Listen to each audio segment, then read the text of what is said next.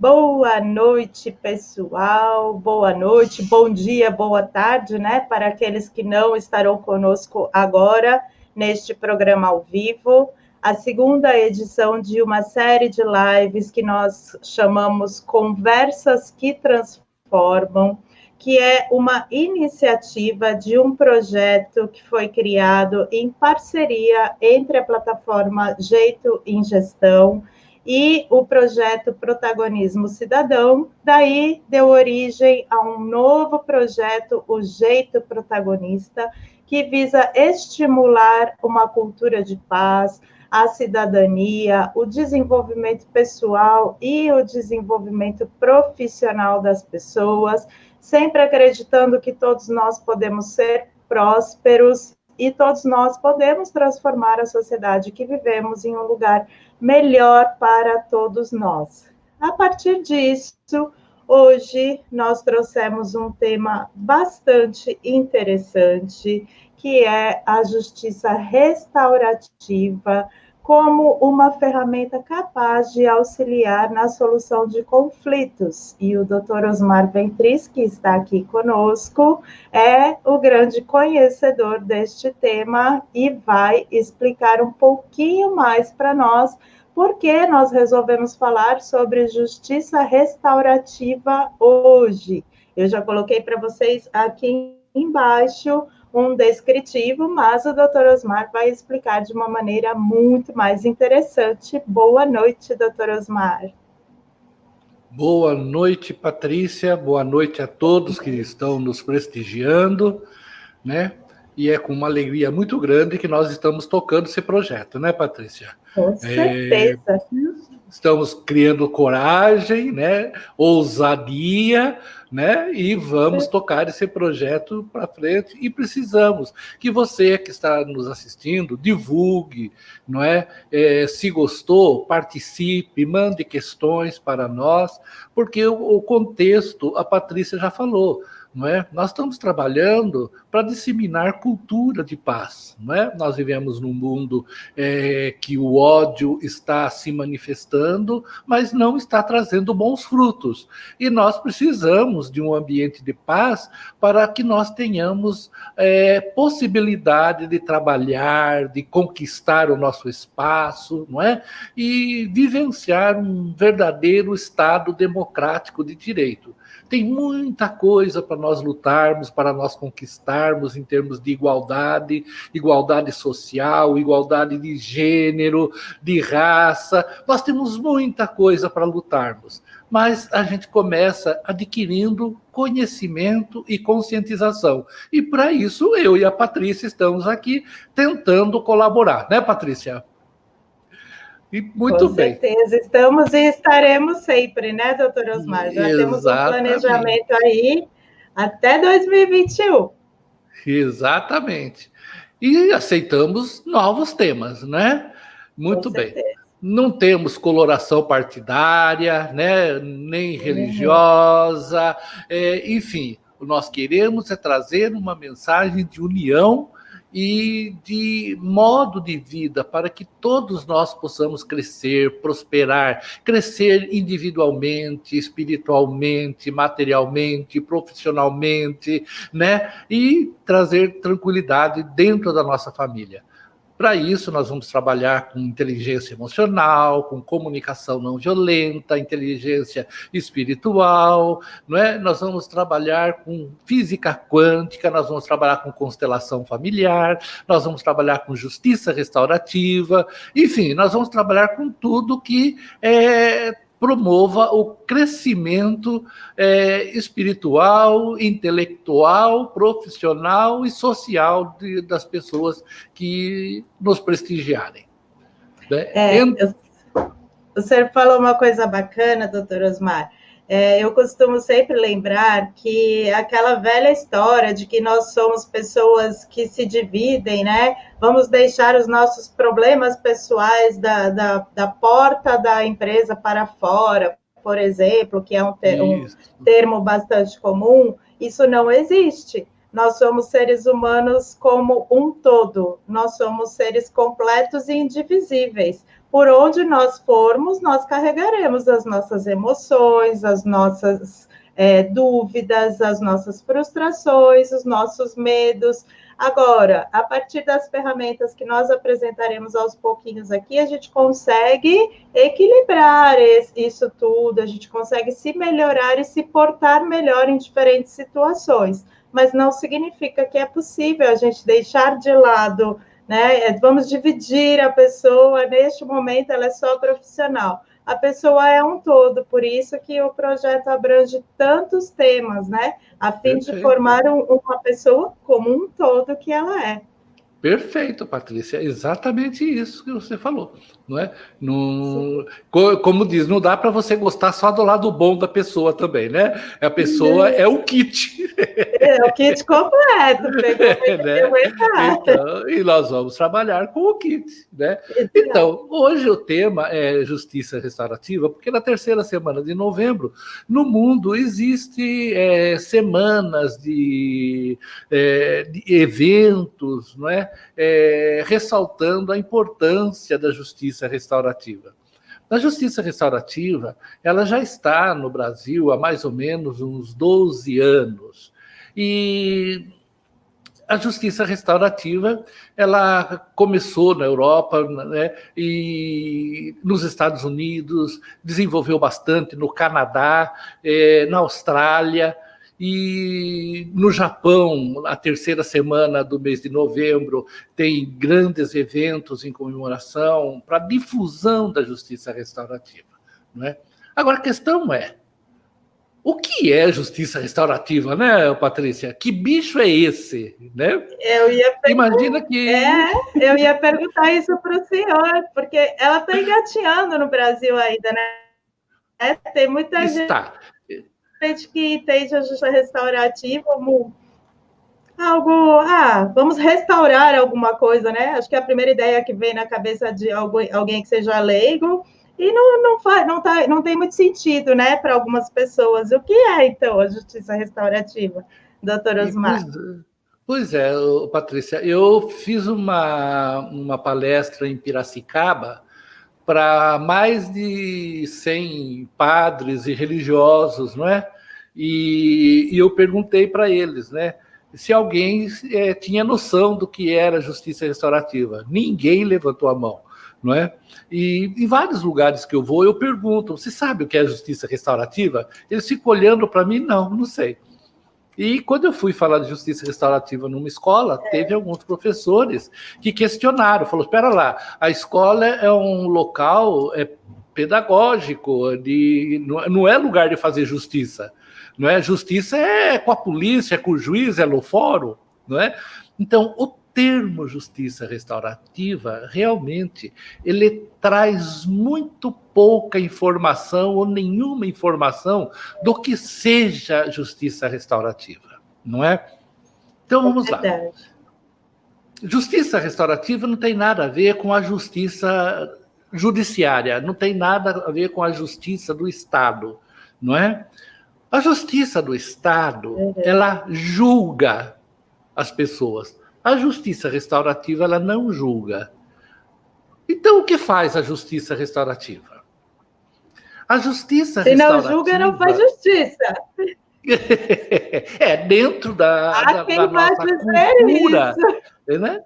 Dentro da nossa cultura, se não julga, não faz justiça. Porque a nossa cultura, Patrícia, é uma cultura punitivista, certo? Então, ela quer julgar para saber que castigo a pessoa merece por ter feito algo errado, certo? Como se castigar pessoas corrigisse o erro, não é? E a justiça restaurativa trabalha com o justo. O que é justo, não é? E então, a justiça restaurativa, ela vai em busca do justo. Mas de que forma que ela vai em busca do justo? Em primeiro lugar, justiça restaurativa trabalha com valor. Como assim? Que valor você dá para a justiça na sua família? O que é ser justo dentro do seio da sua família, no seu ambiente de trabalho? Que valor você dá para a justiça? O que é ser um ambiente de trabalho justo? Então, é o valor que você dá para a justiça. Por outro lado, a justiça restaurativa também trabalha com sentimentos. Como você se sente quando vítima de injustiça? Que parte do seu corpo dói? Você dorme à noite quando você é vítima de uma injustiça muito grande? Qual é o sentimento que brota dentro de você quando você assiste uma cena de injustiça?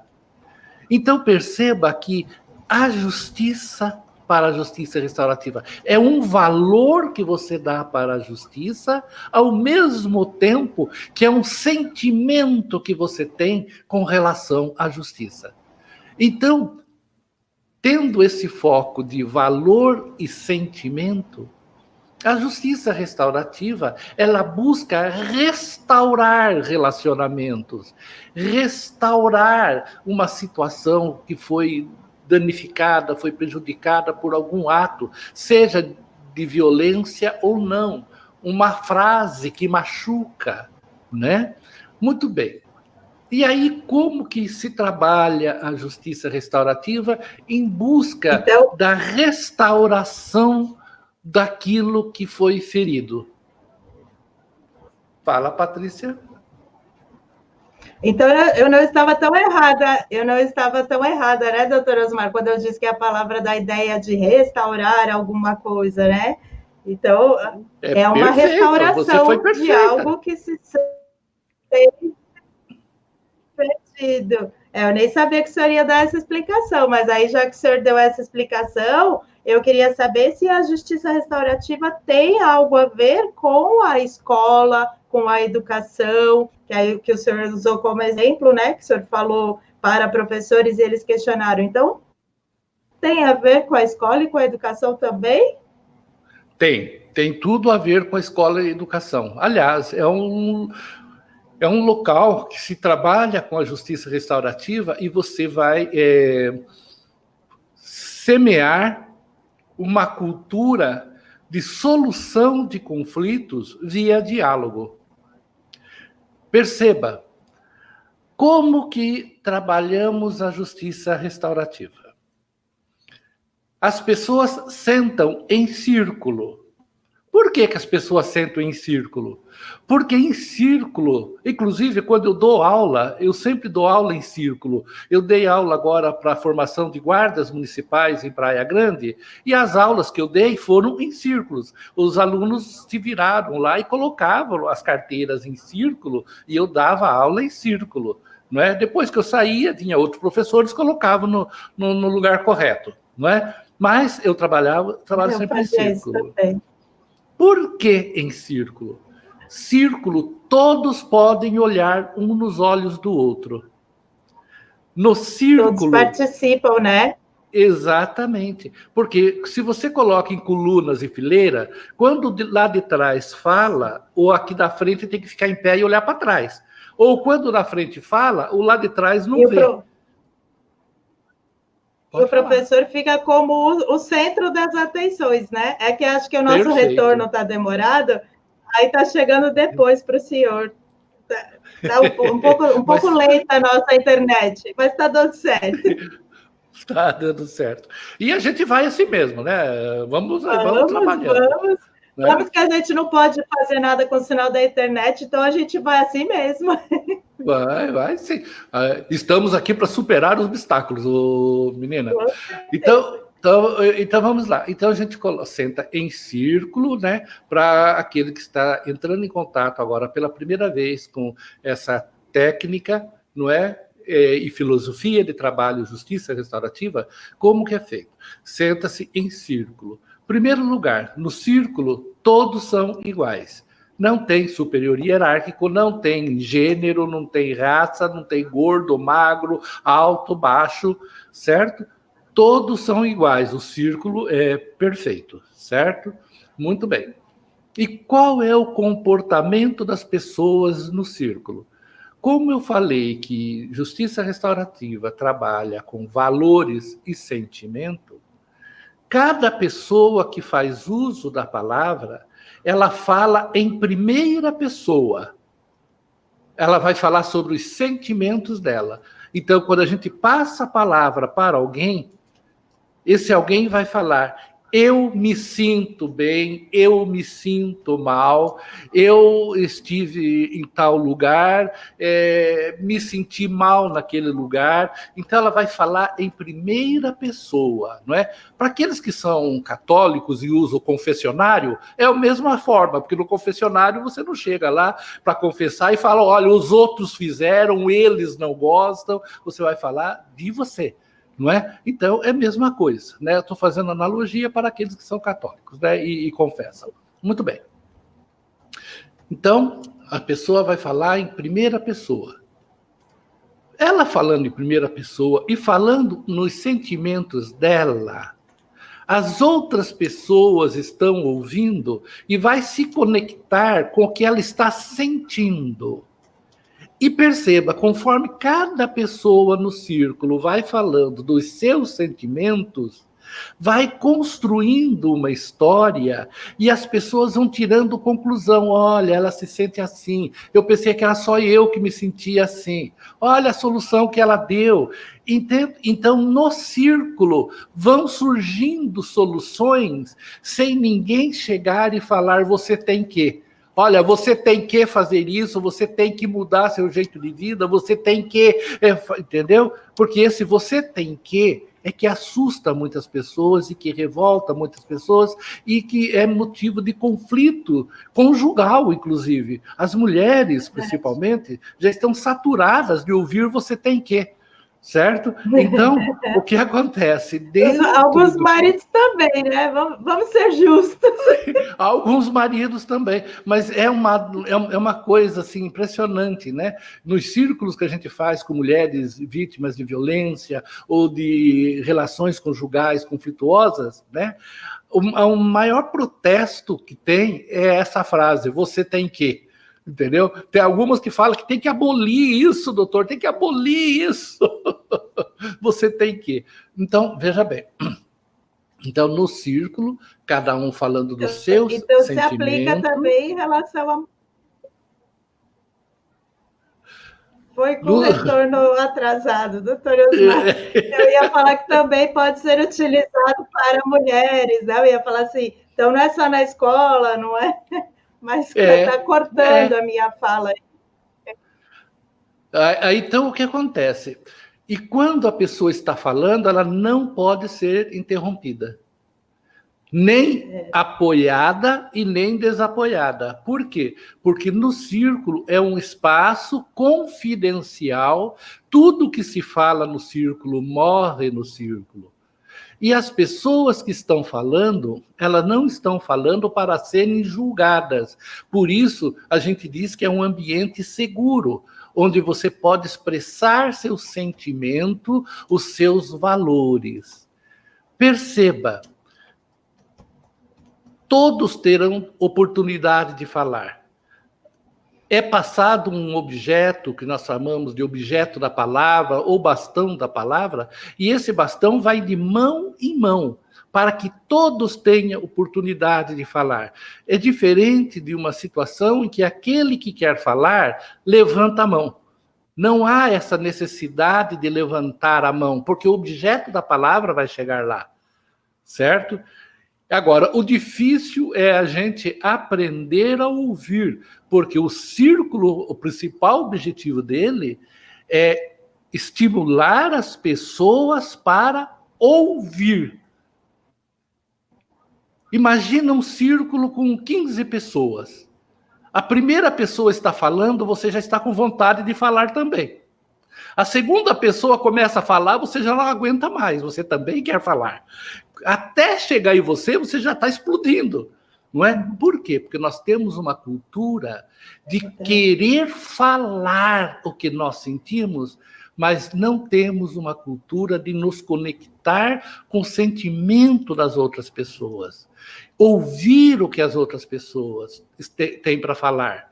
E aí, quando a gente interrompe a pessoa, não deixa ela terminar o raciocínio, e já entramos dando solução, aconselhamento, nós interrompemos a manifestação de sentimento. E a pessoa começa a adotar uma postura que, ao ver dela, é mais aceita pelo grupo, mas não é o que ela está sentindo.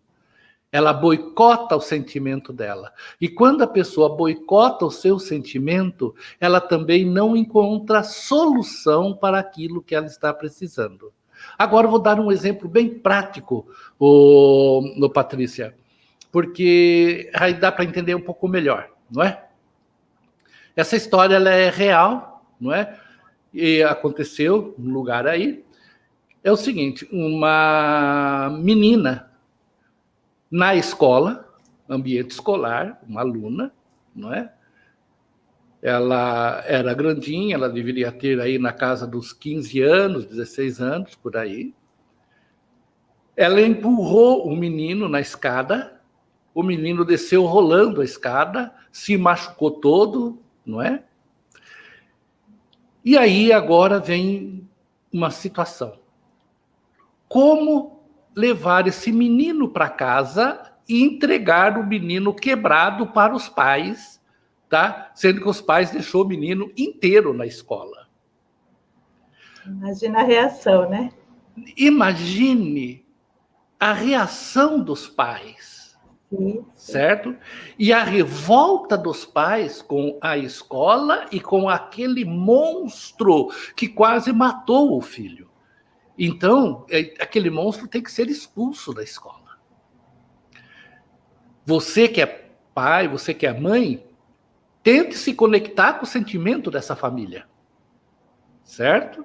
Como você reagiria? Mas vamos mudar agora. Vamos nos colocar no lugar dos professores e do diretor da escola, da diretora da escola. Como que eles se sentiram? Nós estamos trabalhando com sentimentos.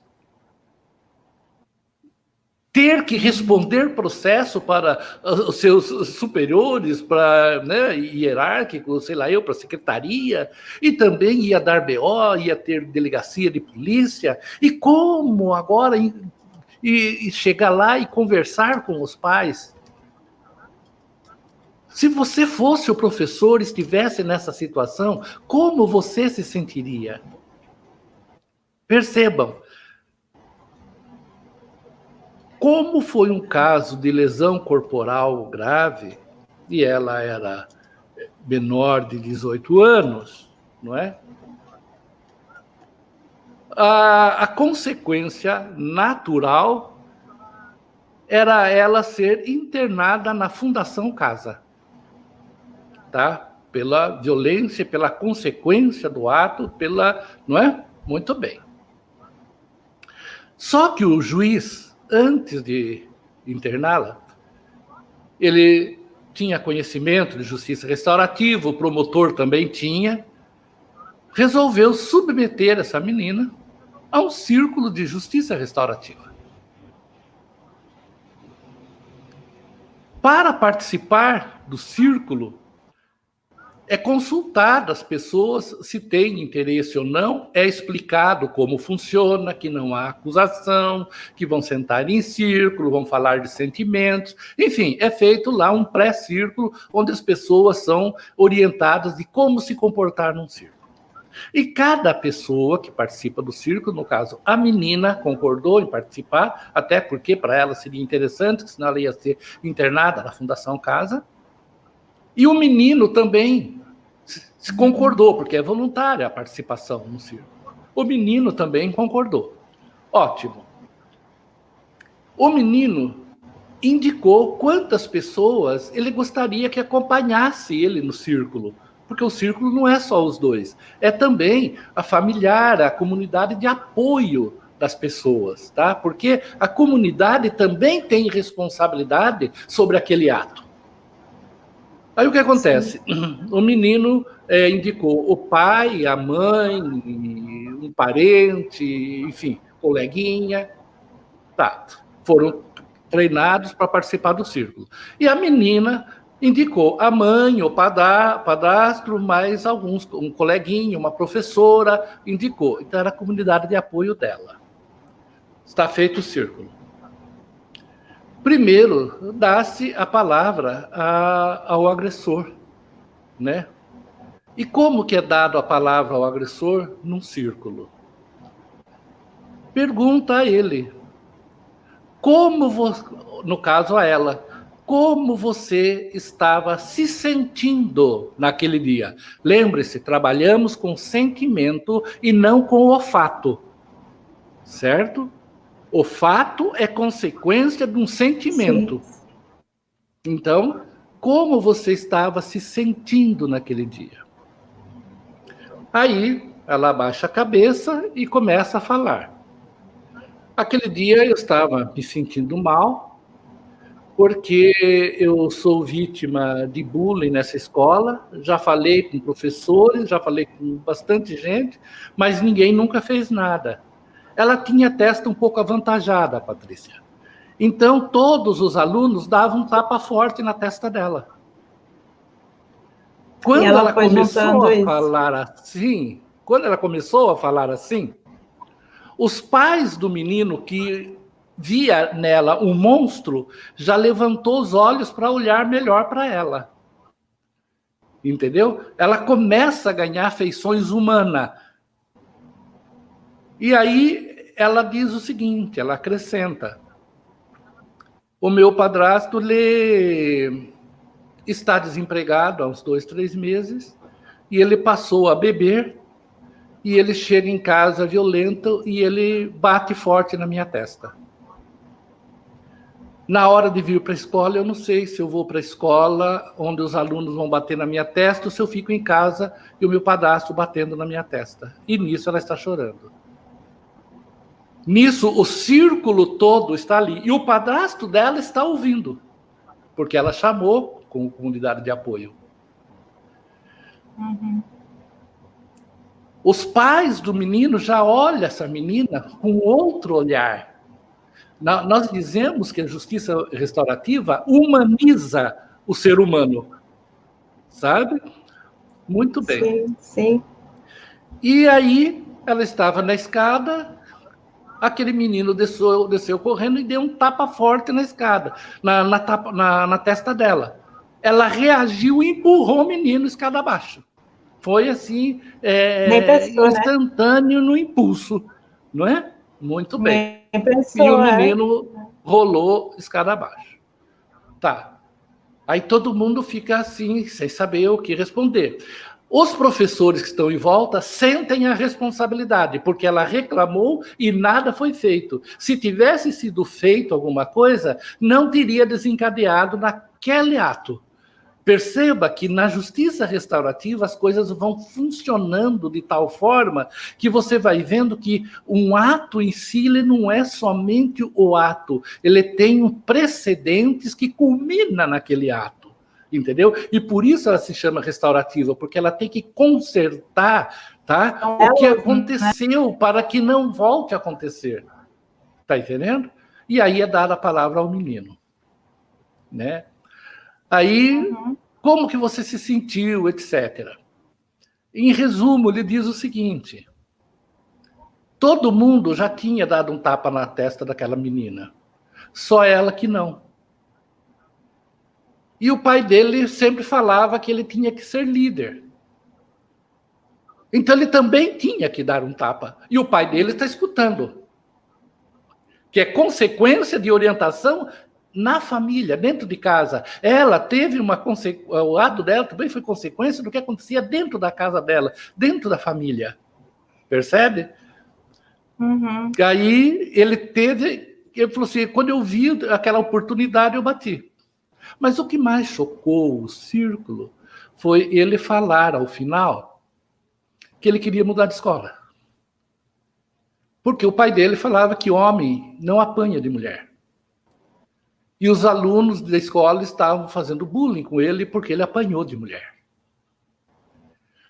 Veja outra situação criada, porque ele está falando de sentimento, o que ele está sentindo. Foi desencadeado. Certo?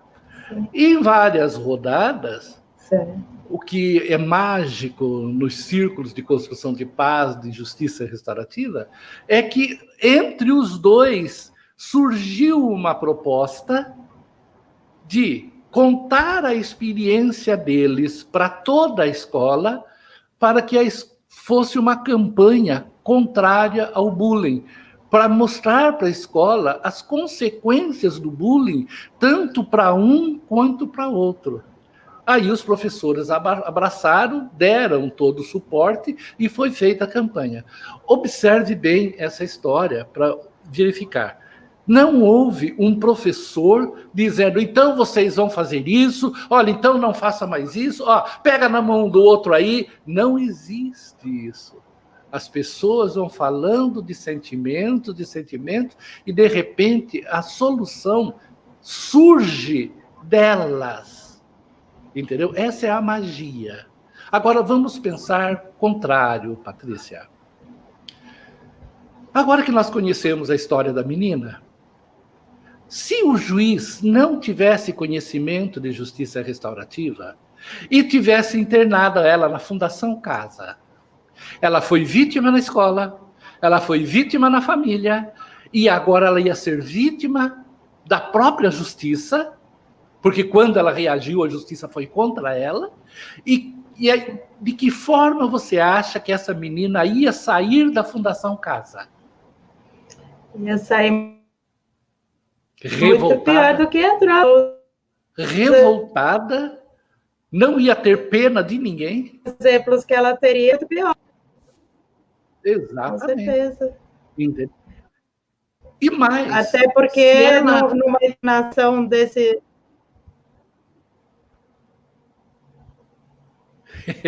A nossa comunicação aqui está de novo.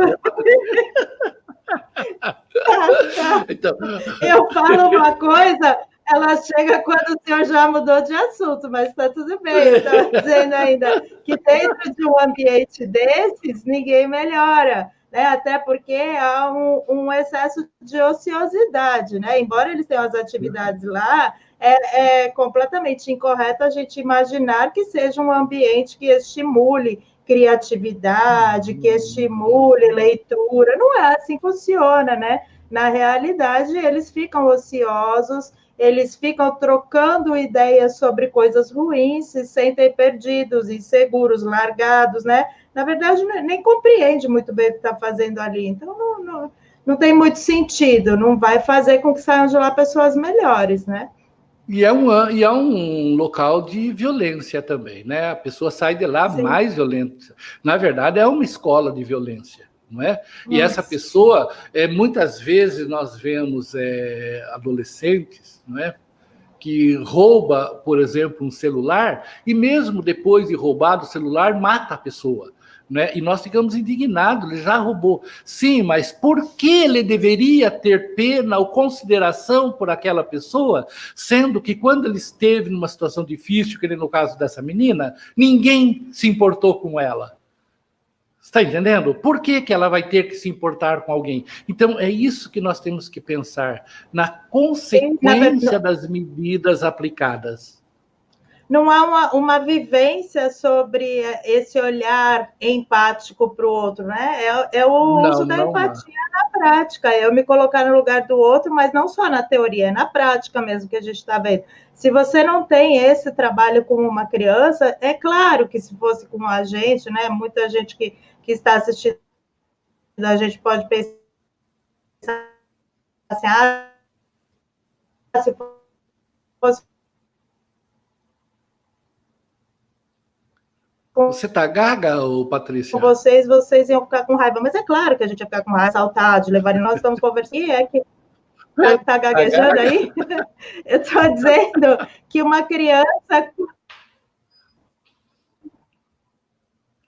Tá aí, então... ou não? Estão me ouvindo? De vez em quando some, Patrícia. Então, agora veja bem, se ela é condenada, reforça o estereótipo do menino, entendeu? Sim, Também. sim, sim. Então, o que nós temos que perceber é o seguinte, que através da justiça restaurativa vai pesquisar, vai trabalhar em cima das necessidades da vítima e também do ofensor. Você percebe que aí tem necessidades da vítima que não foram atendidas, daí a reação de violência, e existem necessidades do ofensor, né? Também, que teve várias necessidades que não foram atendidas. Está entendendo? A justiça restaurativa, ela trabalha em cima também de buscar as necessidades da vítima, do ofensor, mas principalmente da vítima no sentido de resgatar a autoestima da vítima, principalmente em caso de mulheres vítimas de violência. Entendeu? Então, são círculos exatamente para resgatar a autoestima daquela pessoa, a autoconfiança da pessoa. Não é? Teve uma situação de uma menina que comprou um celular muito caro e logo que ela saiu na rua, um moleque veio lá e roubou o celular dela e saiu correndo. Essa menina ficou traumatizada. Ela não saía mais do quarto dela porque ela achava que ela estava sendo perseguida e que a qualquer momento alguém poderia fazer qualquer coisa com ela. Quando o moleque foi pego, também foi submetido a um círculo de justiça restaurativa e naquele círculo, conforme ela ia falando que ela ficava presa no quarto, que ela não saía, que ela tinha medo, e a mãe também falou que ela sentia muito medo, que até para comer tinha dificuldade, ela chamou as amigas dela para ver se tirava a menina do quarto e não conseguia. E o menino, assistindo aquilo, ele se comoveu. Chegou uma hora que ele caiu de joelho na frente dela e falou, olha, eu tenho esse celularzinho aqui, que eu chamo de celular marca Brabante, né? Ela falou assim, eu tenho esse celular aqui, eu vou dar para você, mas eu vou ajudar você a terminar de pagar o seu celular para você poder comprar outro. Veja bem, ele se conscientizou e se propôs a restaurar o dano. Você está entendendo? Ele se propôs a resgatar, a se responsabilizar, fugiu a palavra agora, se responsabilizar e restaurar, enfim, o dano, não é? Exatamente. Mas, mesmo ele se propondo... a modificar aquela... não é justificar, é reparar o dano mesmo, entendeu? Então, tanto é que ele se propôs a ajudar a pagar, porque ela ficou com a carnê, entendeu? Ele pegou o celular, jogou para outro, foi pego, certo? Agora, se você condena eu falei modificar. Isso, né? Se ele, por exemplo, se ele vai preso e é condenado, ou é internado na Fundação Casa, a vítima vai continuar sem o celular e com o carnê. O que vai adiantar internar ele na Fundação Casa para a vítima? Você está percebendo? Ele só vai aprender. Então não adianta a punição. E ele vai piorar lá dentro. Sim. Vai piorar lá dentro. E o que acontece? Ali ele se responsabilizou, certo? E procurou reparar o dano. Ele caiu no chão ali, pediu perdão e falou, eu vou ajudar você a pagar. Como no círculo ele tinha chamado um tio dele, que por acaso era serralheiro, o tio dele falou, olha, eu vou precisar de um ajudante, então eu vou contratar você, você vai trabalhar comigo e vai ajudar a pagar o celular dela. Mas veja bem, a vítima continuava tensa. Ela ia se ver livre do carnê, ela poderia comprar um outro celular, tinha reparado o dano, ele tinha se desculpado, entendeu? Mas ela continuava tensa. Aí continuou fazendo perguntas, né, de sentimentos, Daí ela falou assim, não, é que não vou mais sair na rua, porque eu sei que estou sendo seguida. Nisso o menino exclama, Medo, mas você né? não estava sendo seguida. Simplesmente eu estava passando, eu vi você com o celular da hora, eu peguei o celular e saí correndo. Ela olhou assim para ele e falou assim, você não estava me seguindo? Ele falou assim, não, ninguém está seguindo você. Ela fez assim.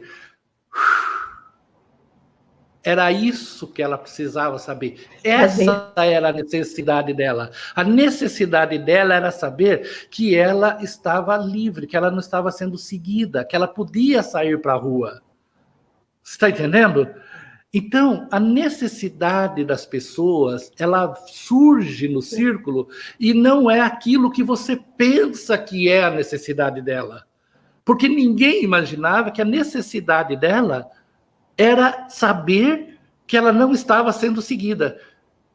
E tanto é que o menino se preocupou em dar um jeito dela ter um novo celular. Ela não estava preocupada com o celular. Ela estava preocupada com a liberdade de locomoção dela. E isso surge dentro do círculo.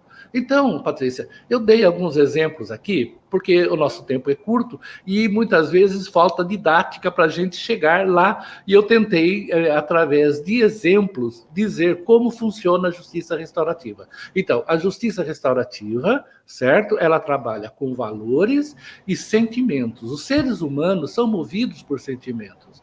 Todas as reações nossas são em função de como a gente se sente diante de alguma coisa, como que a gente se sente diante de uma fala de alguém, não é? Então, todas as nossas reações em função dos nossos sentimentos, não é? E a justiça restaurativa, através do sentimento, tenta resgatar a autoestima, o empoderamento da vítima, ao mesmo tempo de responsabilizar o infrator, porque diferente da justiça do judiciário, a justiça do judiciário é assim: que crime você praticou? Matou alguém, roubou, furtou, é o verbo que diz, tudo bem? Violentou, enfim, danificou, certo? Ah, é isso que ele fez? Que pena ele merece. Entendeu? Já faz a ponte. Quem fez foi ele. O que ele fez foi isto. Que pena merece? A lei diz que é esta. E aí a justiça do judiciário diz que foi feito justiça. A justiça restaurativa. Quem sofreu o dano foi ela. Quem causou esse dano para ela foi ele. Qual é a responsabilidade dele? É ele que agiu assim. E aí vai trabalhando os sentimentos. Exatamente. E aí vai trabalhando no sentido de resgatar, entendeu? Restaurar o dano naquilo que for possível. E esse mecanismo faz com que o infrator ele consiga refletir sobre o que ele fez e no ato dele se responsabilizar e propor a reparar o dano, ele toma uma conscientização que dificilmente ele vai repetir aquele tipo de ação. Então, só para você ter uma ideia, Patrícia... Ele modifica a postura, né? Modifica a postura. Porque modifica a postura dele para... Sim. E é só quando nasce de dentro de nós, é só quando vem de dentro de nós que a coisa realmente transforma, modifica, né? As mudanças começam de dentro para fora. Perfeito, Patrícia, perfeito. E é interessante porque no judiciário, não é, o índice de reincidência, não é, ele gira em mais de 80%. Há casos que chega a 90%, 88%, tá? Então, isso quer dizer o quê? Que de cada 100 pessoas que estão condenadas, 80 vão reincidir, vão voltar para a cadeia. E na justiça restaurativa nós não temos ainda uma estatística consolidada, mas estima-se que 3% reincide. Olha a diferença.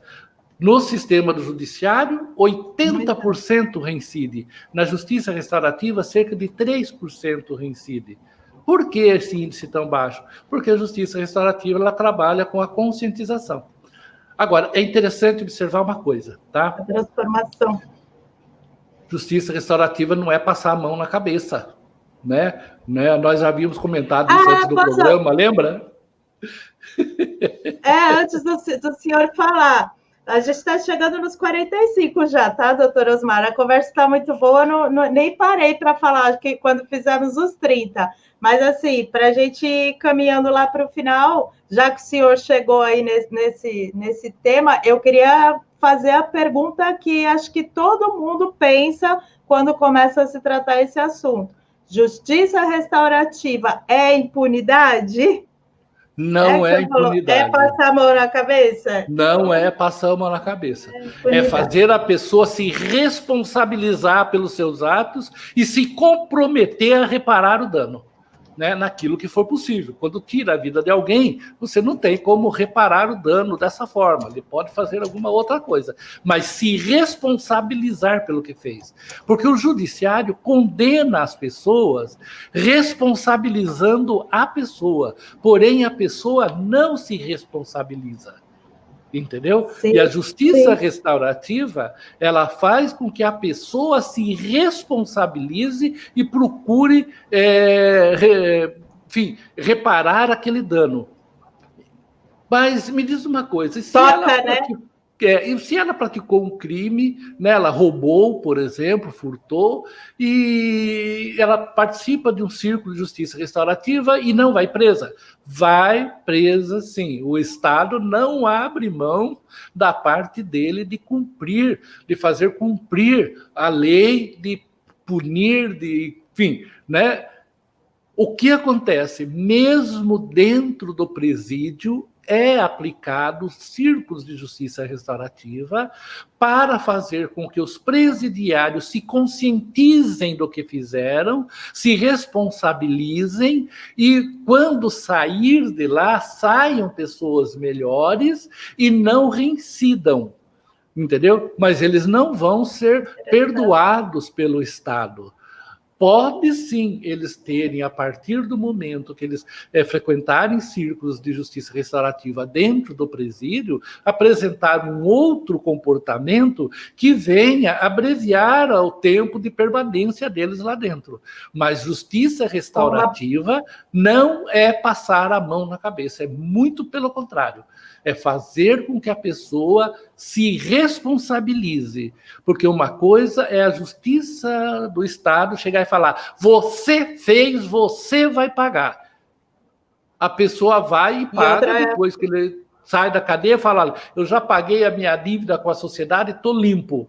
Mas a sociedade aceitou esse pagamento dele? A sociedade aceita ele de braços abertos? Não. Por quê? Porque ele não se responsabilizou, ele não assumiu a responsabilidade sobre aquilo que ele fez. E a justiça restaurativa é exatamente isso. É criar mecanismo para que a pessoa se responsabilize pelo que fez. É muito interessante essa colocação, né, doutor Osmar? Que a gente vê muitos crimes que mães que perdem filhos, esposos que perdem maridos, ou vice-versa, e famílias inteiras ficam destruídas e nutrindo ódio por essa situação. E de repente, nessa situação de justiça restaurativa, você sendo colocado a ouvir os sentimentos e percebendo uma manifestação do agressor, do culpado, da pessoa que cometeu o crime, no sentido de assumir aquilo e querer modificar, querer de alguma maneira se responsabilizar e modificar o sentimento da pessoa, provavelmente traz uma situação de conforto, né? E aí o senhor deixou bem claro que o crime tem previsão legal. Se a pessoa melhorar dentro de um círculo, né, que é dentro do presídio, do sistema penitenciário, ele tiver bom comportamento, é uma previsão legal, não é uma bondade porque ele passou pela justiça restaurativa, né? Foi muito importante, eu acho, deixar isso claro, Porque eu já vi várias pessoas com essa ideia de que trata-se de impunidade, de passar a mão na cabeça, de perdoar, né? Não, Perdoar não, por não, não, perdoar. Não é um perdão verdadeiro, né? Porque ele não. só se manifesta se naquela ocasião o sentimento vier à tona e for realmente modificado. A Foi muito justiça bacana. restaurativa, ela trabalha com o perdão, mas com o perdão da vítima contra o agressor. Por Sim, quê? Porque enquanto a vítima não perdoa, a vítima vai sofrendo, entendeu? sim. Então, para que a Ficar vítima nutrindo pare aquilo. de sofrer, é que vai ser trabalhado o perdão nesse sentido, mas não de perdoar no sentido dele não pagar perante a justiça por aquilo que ele fez. Entendeu? Agora, veja bem, vamos falar no âmbito escolar para a gente encerrar, que nós estamos estourando o tempo, né? No âmbito escolar, Patrícia, a justiça restaurativa ela é uma filosofia que a organização, todo o corpo acadêmico tem que estar investido dessa filosofia, entendeu? Porque a justiça restaurativa não é um método apenas para corrigir atos de alunos, não é isso. É uma filosofia de vida acadêmica, entendeu? Que vai modificar o relacionamento entre os professores e o relacionamento dos professores com os alunos. Eu tenho casos de professores que falam assim, doutor, a minha classe era insuportável. Depois que o senhor fez o curso para a gente, é outra coisa, doutor. Eu entro na sala de aula, o jeito dos alunos tratar. Por quê? Ela começou a aplicar a filosofia da justiça restaurativa, né? De olhar para o aluno. Uma pergunta, Patrícia, que quase ninguém faz para a gente. As pessoas sempre perguntam para a gente, como você está, Patrícia? Você está bem? Sim. Raras pessoas que chegam e falam, Patrícia, como que você está se sentindo hoje? Tá? Você está se sentindo bem? E quando Entendeu? perguntam se está tudo bem, não querem ouvir que não está tudo bem, né? Exatamente. É por Mas obrigação. quando você pergunta se ela está, como ela está sentindo, você vai ter que ouvir o que ela está sentindo e tentar se conectar com o sentimento dela. Você está entendendo? E aí os professores começaram a perguntar para os alunos, né? De repente viu um aluno distraído, fulano, o que você está sentindo? O aluno olhava assim, não pode falar. O que você está sentindo? E o aluno começava a falar. Eu tive casos de filhos de professores chegar em mim e falar assim, doutor, o senhor me deu uma mãe. Antes ela era de um jeito, agora é outro. Eu quero fazer o curso também. Maridos que falaram isso para mim. Você está entendendo? Porque a justiça restaurativa, ela não é um método para aplicar, para corrigir, para modificar ambiente. Ela é uma filosofia e uma estratégia de trabalho. É isso a justiça restaurativa. Então, uma escola, quando ela resolve incorporar a justiça restaurativa, entendeu? No seu âmbito, todo o corpo acadêmico é capacitado, não é? E veste a camisa da justiça restaurativa, e a justiça restaurativa passa a ser uma filosofia daquela escola. E aí sim os alunos começam a trabalhar em soluções de conflito via diálogo, porque é uma filosofia daquela escola. E quando eles saem da escola, eles já saem com isso introjetado neles, entendeu? Eles vão para o ambiente de trabalho já com essa metodologia, com essa filosofia já consolidada de resolver os conflitos através do diálogo, mas o diálogo empático. Empático é ouvir o que o outro está sentindo, os valores do outro, sem julgar, sem dar palpite, sem orientar, porque esse que é o problema mais sério. A pessoa começa a falar e as pessoas vêm e já dizem, não, mas olha, você deve fazer isso, você tem que fazer tal coisa, entendeu? Começa a querer te ensinar. E muitas vezes você precisa pôr para fora seu sentimento. E a pessoa tem que saber só ouvir, não é? Então, justiça restaurativa, em poucas palavras, é isso. Nós vamos voltar a trabalhar com isso na prática, né? Aliás, até propus para você da gente fazer uma dinâmica, né? E você está com essa bola aí na mão. Tá bom? Pela plataforma, né? Exatamente. Vamos levar alguns cursos práticos para a plataforma. Falamos em comunicação não violenta e agora falamos em justiça restaurativa, né, doutor Osmar? E a justiça restaurativa é a prática da comunicação não violenta. Não tem jeito de trabalhar a justiça restaurativa sem trabalhar comunicação não violenta e inteligência emocional. Eu queria, assim, finalizar lembrando que sempre que a gente fala em empatia, que é uma palavra que está na moda, né? Muita gente está falando em empatia, mas as pessoas aprenderam a dizer assim, o que é empatia? A empatia é me colocar no lugar do outro. Não é você fácil, se colocar, né? No lugar do outro.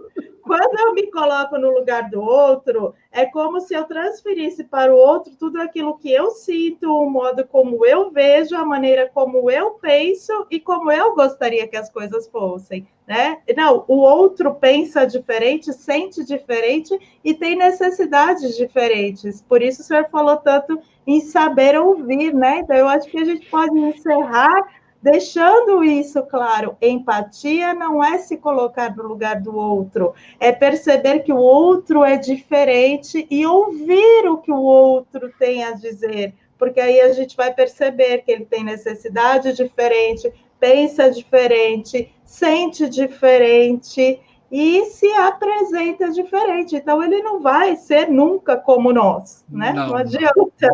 Não adianta a gente querer se colocar no lugar dele como se fôssemos nós, né? Todos os seres humanos, Patrícia, todos os seres humanos são holísticos. E todos os seres humanos gostam de ser conhecidos pelo seu lado bom.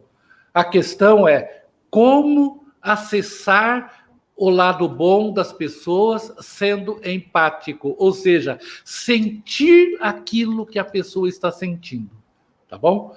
Antes que você mande eu calar a boca, Patrícia, eu já vou fechando a minha boca aqui, tá bom? Vou agradecendo a todo mundo, um abraço apertado para todo mundo e até uma próxima oportunidade. E aqueles que tiverem sugestão, nós estamos abertos, tá bom? Um abraço bem carinhoso, Patrícia. Um abraço para o senhor também, doutor Osmar. Eu vou deixar aqui no encerramento o endereço da nossa plataforma, www.jeitoemgestãorh. Em breve nós vamos abreviar esse nome para ficar mais fácil para todo mundo. E em breve também anunciaremos outras edições do programa Conversas que Transformam, né? Foi uma noite muitíssimo agradável, doutor Osmar, estar com o senhor é sempre um prazer. E aí eu encerro desejando uma excelente semana a todos e dizendo que da próxima vez nós torcemos que a internet esteja melhor para a nossa comunicação não ficar truncada. Pedimos desculpas por isso, mas eu acredito que foi de grande valia tudo que tratamos aqui. Boa noite a todos, bom descanso, boa semana e até a próxima. E obrigada a todos que estiveram conosco. Valeu. Valeu, doutor Osmar. Obrigada, até a próxima. Tchau, pessoal. Boa noite.